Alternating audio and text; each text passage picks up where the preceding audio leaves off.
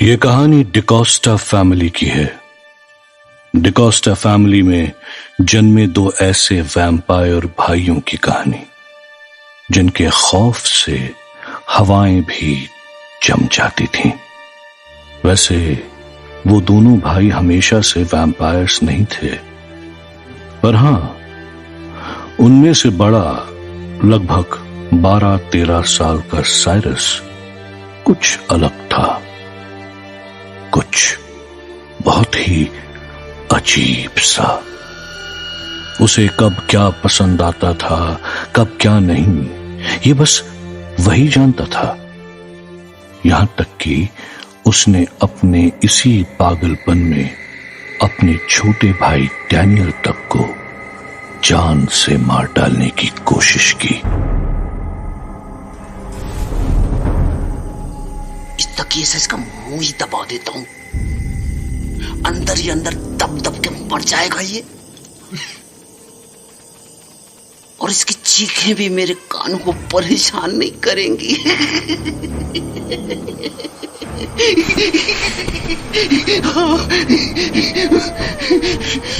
ले मर मर शांत हो जाओ हमेशा के लिए। अपना तेरे जाने के बाद ना मुझे माँ बेइज्जत करेगी और न तेरे रोने की आवाज मेरे कान में पड़ेगी। मर मर मर मर जा मर मर जा मर जा मर मर।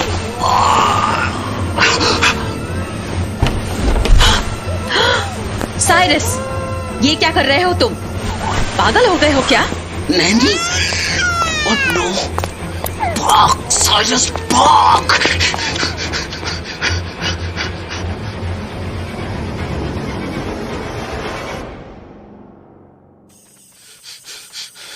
नहीं नहीं, ये ठीक नहीं हुआ। लोग मुझे मेरा काम शांति से क्यों नहीं करने देते? क्यों? जब मैं उस चूहे को सबक सिखा रहा था तब मां ने टोक दिया, और अब जब मेरे प्यारे भाई डैनी की पारी थी तो उस नैनी ने आके सारा खेल बिगाड़ दिया। ये ठीक नहीं किया उस नैनी ने। ये मेरा और डैनी का मामला था। उस नैनी को किसने बोला बीच में आने को? नहीं, ये गलत हो गया, बहुत ही गलत। ये नैनी अगर अपने काम से काम रखती ना तो मुझे उस रोतड़ू डैनी से छुटकारा मिल जाता। नहीं, ये ठीक नहीं हुआ। नहीं नहीं नहीं, गलती मेरी भी तो है यार। मैंने ही तो कुंडी नहीं लगाई थी दरवाजे में। अगर मैंने कुंडी लगा दी होती तो वो नैनी शैनी अंदर कैसे आ पाती? हाँ, ये तो मेरी गलती है। साला मैं कितना बेवकूफ हूं यार। सारा का सारा खेल बिगाड़ दिया मैंने। पर वो कमरा तो मेरा था ना, फिर वो नैनी क्यों आई वहां? मेरा कमरा, मैं चाहे कुंडी लगाऊं कि नहीं लगाऊं, मेरी मर्जी। गलती असल में उसी की है। उसे आना ही नहीं चाहिए था मेरे कमरे में। मतलब सारी की सारी गलती उस नैनी की है।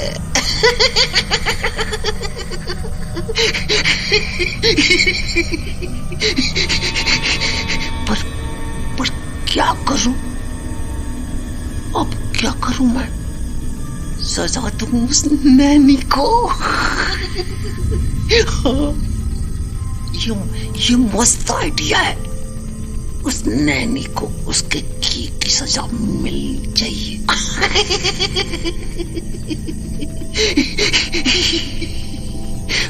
अभी जाके उसकी जुबान काट देता हूं।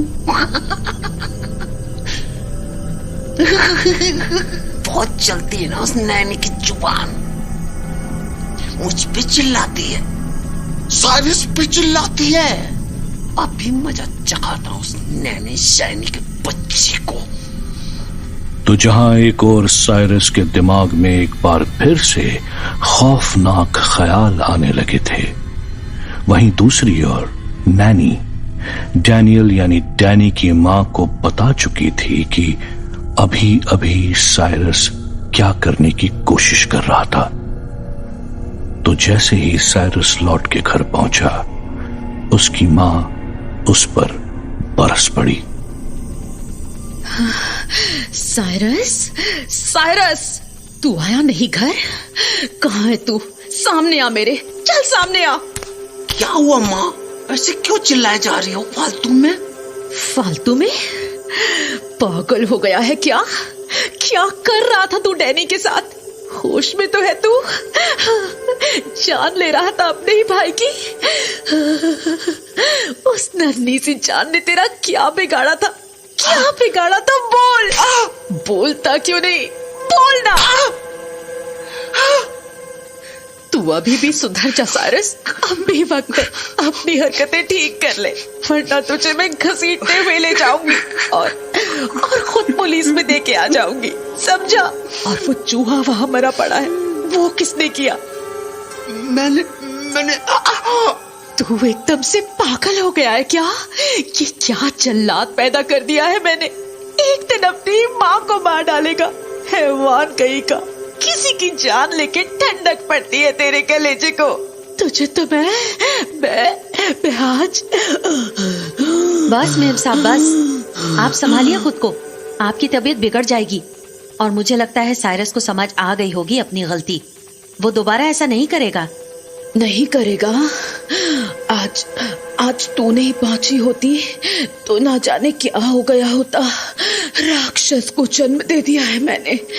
इससे तो अच्छा था कि ये कभी पैदा ही नहीं हुआ होता। मेम साहब बस, आप शांत हो जाइए। आइए, मैं आपको आपके बिस्तर तक ले चलती हूँ। आपको आराम की जरूरत है। चलिए, आइए।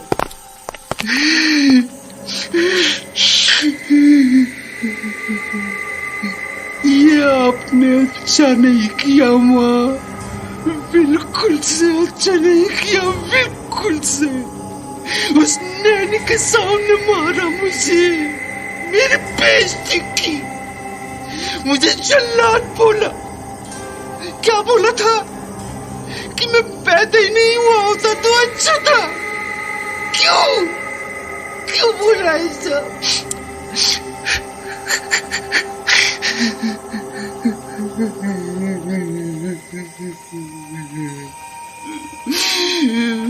मैंने उस चूहे को मारा तो क्या हुआ?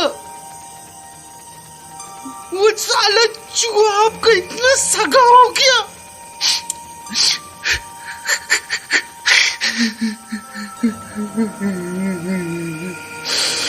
ये आपने अच्छा नहीं किया माँ, बिल्कुल से अच्छा नहीं किया। मैं ये बात कभी नहीं भूलूंगा, कभी नहीं भूलूंगा। पर उससे पहले मैं उस कमीनी नैनी को मारूंगा। नैनी को मारूंगा। साली मुझे मार काटा देख के खुश हो रही थी।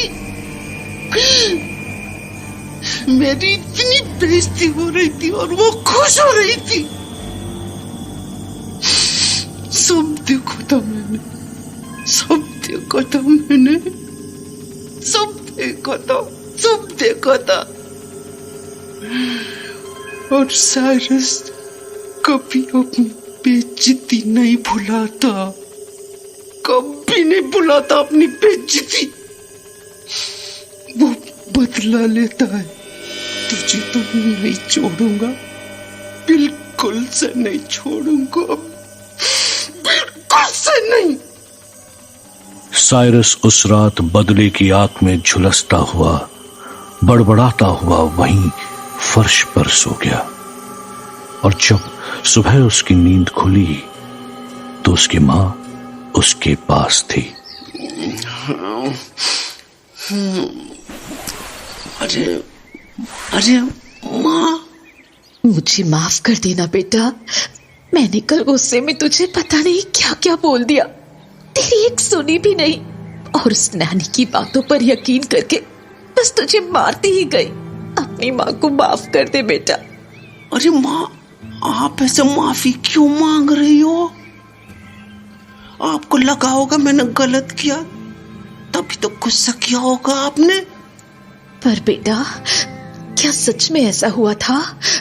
क्या सच में तू डैनी को तकिए से? ये बोल ना बेटा। ये क्या बोल रही हो माँ? मैं ऐसा कैसे कर सकता हूँ? डैनी भाई है मेरा। मैं तो उसके सर के नीचे तकिया लगा रहा था, फिर पता नहीं नैनी ने ऐसा क्यों बोला। मुझे पता था बेटा, मुझे पता था तू कभी भी ऐसा नहीं कर सकता। जाने उसने मुझसे ऐसा क्यों बोला। शायद उसे देखने में गलती हुई होगी, पर फिर भी इतना बड़ा इल्जाम। मुझे उससे बात करनी होगी। माँ, रहने दो ना, वो भी तो अपना काम ही तो कर रही थी ना। डैनी हम सबका प्यारा है, जाने दो, अब भूल जाओ। हाँ, शायद तू कहता है तो ठीक ही है, जाने देती हूँ। भगवान तेरे जैसा समझदार बेटा सबको दे। अब चल, उठ जा, तेरे लिए अच्छा सा नाश्ता बना देते हूँ। जी माँ, आप जाओ, मैं मुंह धो के आता हूँ। अरे वाह, मेरा काम तो और आसान हो गया। उस नैनी से मुझे सीधे भिड़ने की जरूरत ही नहीं है, वो काम अब माँ करेगी।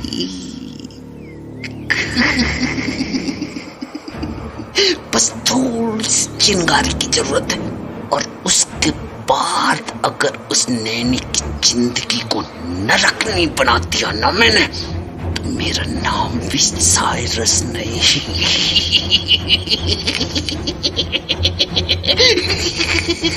मेरा नाम भी साइरस नहीं है।